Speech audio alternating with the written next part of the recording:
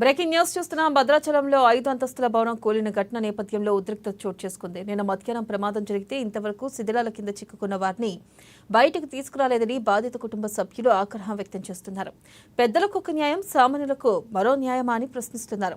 ఈ ఘటనలో శిథిలాల కింద చిక్కుకుని కామేశ్వరరావు అనే వ్యక్తి చనిపోయాడు.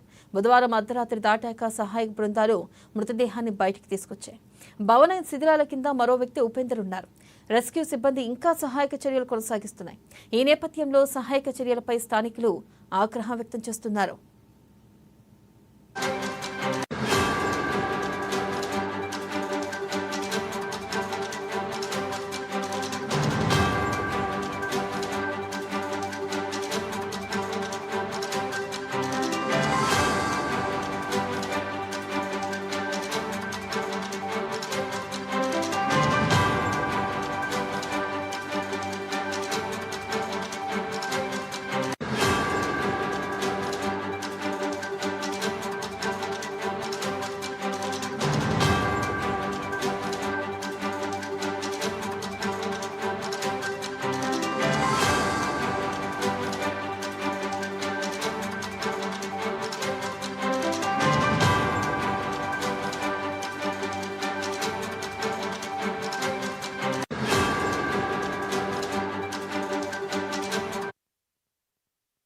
తాజాగా బాధితుల కుటుంబాల సభ్యులు నిరసన వ్యక్తం చేశారు. ఈ క్రమంలోనే నిన్న మధ్యాహ్నం ప్రమాదం జరిగితే ఇంతవరకు శిథిలాల కింద చిక్కుకున్న తమ వారిని బయటకు తీసుకురాలేదన్నారు.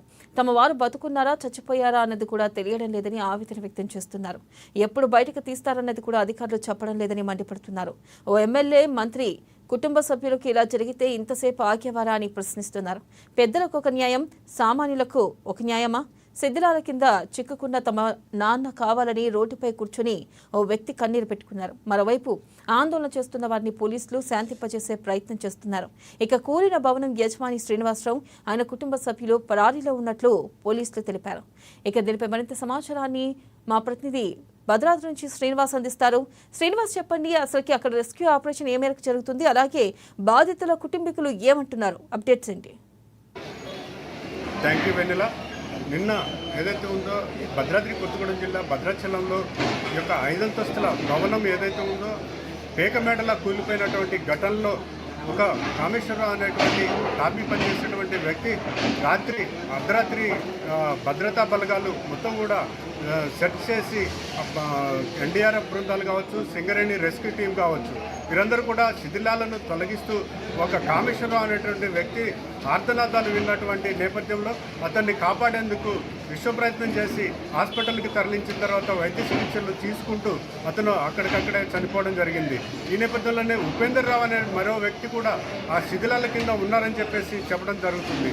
ఈ నేపథ్యంలోనే ఇక్కడ భద్రాచలంలో జరిగినటువంటి ఘటన స్వయంగా ఇక్కడ పనులు పర్యవేక్షిస్తూ దామోదరరావు ఆర్డీఓ గారు మనతో పాటు ఉన్నారు. వివరాలు వారిని అడిగి తెలుసుకుందాం. సార్, చెప్పండి, ఈ యొక్క పేకమేటల్లా కూలిపోయినటువంటి 5 అంతస్తుల భవనం ఏదైతే ఉందో ఈ యొక్క భవనానికి ఇక్కడ ఏజెన్సీలో 170 చట్టం అమలు అవుతున్నప్పుడే అప్పటికి కూడా ఈ యొక్క 5 అంతస్తుల భవన నిర్మాణం ఈవో శ్రీనివాసరావు గారు కూడా చెప్పినటువంటి పరిస్థితి ఉంది. పనులు ఆఫ్ చేయండి, కట్టద్దు, అనుమతులు లేకుండా అని చెప్పేసి. అంటే దీన్ని ఎలా చూడొచ్చు అంటారు? గ్రామ పంచాయతీ నుంచి కూడా వాళ్ళు 2 టైమ్స్ నోటీస్ ఇవ్వడం జరిగింది. అయినప్పుడు కూడా అదే గ్రామ పంచాయతీ అధికారులు కూడా పలుమార్లు హెచ్చరించినప్పుడు కూడా ఆయన మొండిగా పోయి కట్టడం జరిగింది. ఈ దురదృష్టవశాత్తు ఈ సంఘటన జరగడం జరిగింది. దీనికి సంబంధించి కూడా అక్కడ హౌస్ ఓనర్ ఇచ్చినటువంటి ఇన్ఫర్మేషన్ ప్రకారంగా మనకి ఇక్కడ ఇద్దరు ఉన్నట్టు తెలుస్తుంది. దాంట్లో ఒకరు నిన్న మనం 10-12 రెస్క్యూ చేసి కాపాడటం జరిగింది. మరి దురదృష్టవశాత్తు హాస్పిటల్లో తీసుకుని మరణించడం జరిగింది. ఇంకొక వ్యక్తి కోసం మేము ఇక్కడ 2 ఎన్డీఆర్ఎఫ్ బృందాలు, తర్వాత సింగరేణి రెస్క్యూ టీము, ఇంకా లోకల్ గ్రామ పంచాయతీ సిబ్బంది అందరితో కూడా ఉన్నటువంటి డెడ్ బాడీ కోసం చర్యలు చేపట్టడం జరిగింది. అంటే ఇక్కడ ఏజెన్సీలో 170 చట్టం అమల్లో ఉన్నప్పటికీ కూడా ఈ యొక్క బిల్డింగ్ ఏదైతే ఉందో 5 అంతస్తులు నిర్మాణం జరుగుతున్నప్పటికీ, అంటే 5 అంతస్తులు వేసేంత వరకు కూడా నిలుపుదల చేయడంలో ఇక్కడ అధికారులు ఏమైనా అంటే అలసత్వం వహించారంటారా, లేకపోతే 5 అంతస్తులు వేసే వరకు ఎందుకు ఈ యొక్క అంటే కింద ఉన్నటువంటి బిల్డింగ్ సరిపోతుందా లేదా అనేది కూడా అబ్జర్వ్ చేయనటువంటి పరిస్థితి ఉంది. అంటే ఈ శిథిలాల్లో ఎంతమంది ఉన్నారనేది కూడా ఇప్పటికీ స్పష్టం రానటువంటి పరిస్థితి ఉంది. అంటే దీన్ని ఎలా చూడొచ్చు అంటారు? మీకు మనకు ఉన్నటువంటి ఇన్ఫర్మేషన్ ప్రకారంగా మాకు అప్రోచ్ అయింది కూడా వాళ్ళకు సంబంధించినటువంటి రామారావు కామేశ్వరరావు సంబంధించినటువంటి కుటుంబ సభ్యులు మాత్రమే. దీనికి సంబంధించి కూడా ఇక్కడ 1/70 చట్టాలు ఉన్నప్పుడు కూడా దాని మీద పూర్తి స్థాయిలో విచారణ తీసుకొని చర్యలు చేపట్టడం జరిగింది.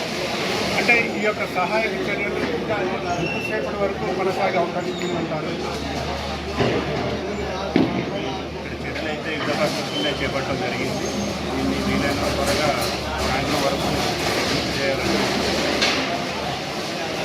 ఇప్పుడు బిల్డింగ్ శిథిలాలు ఏదైతే ఉన్నాయో వాటిని తొలగించేందుకు అధికారులు పూర్తి స్థాయిలో ఇక్కడ నిమగ్నమైనటువంటి పరిస్థితి ఉంది.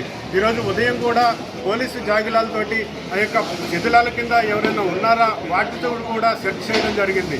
ఇటువంటి పరిస్థితుల్లో ఇక్కడ శిథిలాల కింద ఎంతమంది ఉన్నారు, ఇంకా ఎవరెవరు ఉన్నారు అన్నది కూడా పూర్తి వివరాలు తెలియనటువంటి పరిస్థితి ఉంది. వీడియో జర్నలిస్ట్ రవితేజతో Srinivas, Bhadradri Kothagudem, ANN news. Right Srinivas, thank you.